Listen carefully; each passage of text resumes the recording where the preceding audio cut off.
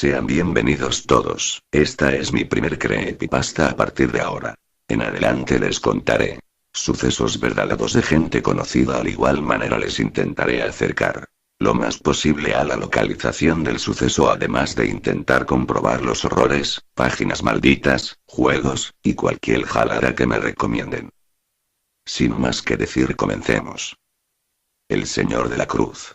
Mi padre me contó esta anécdota que le acaba de suceder hace un par de semanas. Él trabaja en una empresa que acaba de cambiarse de dirección. Antes se localizaba en el centro, pero ahora está en el Parque Industrial de Apodaca, Nuevo León.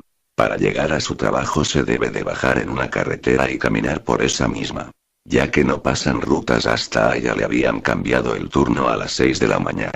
Llegaba a esa carretera aproximadamente a las 5:45 de la mañana. Al bajarse en ese lugar tan desolado y oscuro que ni siquiera se puede mirar muy lejos, empezándose a adentrarse en la oscuridad, al fondo veía algo que brillaba, y se acercaba a él. Era un señor en un triciclo que llevaba cartón. Al pasar los días se percató que ese señor siempre pasaba por ahí a la misma hora, pero antes se detenía y dejaba algo en la mitad de la carretera. Un día mi padre, intrigado por ese suceso, al salir del trabajo, en vez de irse con un compañero como todos los días, se fue caminando por ahí. Al llegar a la mitad del camino se encontró con una cruz.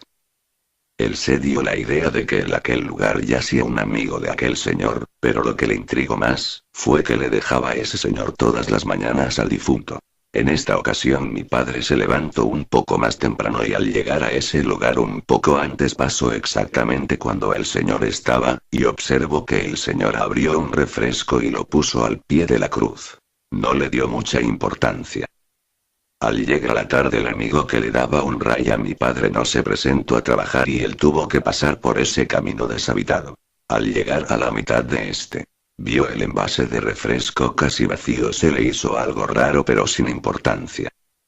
Dentro de un par de días se dio cuenta que este señor dejaba algo y al atardecer ya se encontraba comido o vacío lo que dejaba aquel señor. Un día se le hizo tarde y pasó por ahí casi corriendo. Antes de llegar a aquella cruz vio algo que le atravesó.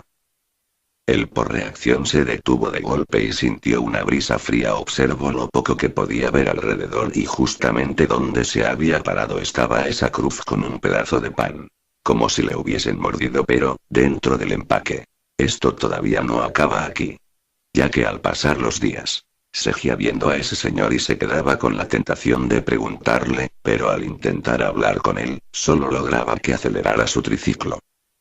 Al darse cuenta que no podría preguntarle nunca a ese señor lo que sucedía en ese lugar, decidió descubrirlo por su propia cuenta. Pidió permiso en llegar media hora tarde al trabajo. El siguiente día, al llegar a la mañana, llegó un poco antes de la hora habitual. Se acercó a la altura de la cruz, y se posó del otro lado de la calle medio escondido, esperando ver a aquel señor. Este llegó como siempre, solo paró su triciclo bajo de él y dejó una pieza de pan, subió al triciclo rápidamente y se marchó. Al ya no verse mi padre se incorporó para acercarse. Antes de llegar a la mitad, observó una especie de neblina, que pasó por la pieza de pan, y se posó en medio de la carretera. Tomó forma humana y se vio que corría, como intentando alcanzar algo. A unos 10 metros solo se esparció como si algo le hubiera golpeado. Mi padre se acercó a la cruz y vio una nota encima del pan que decía: sé que lo has visto. Deja de molestar a mi hijo.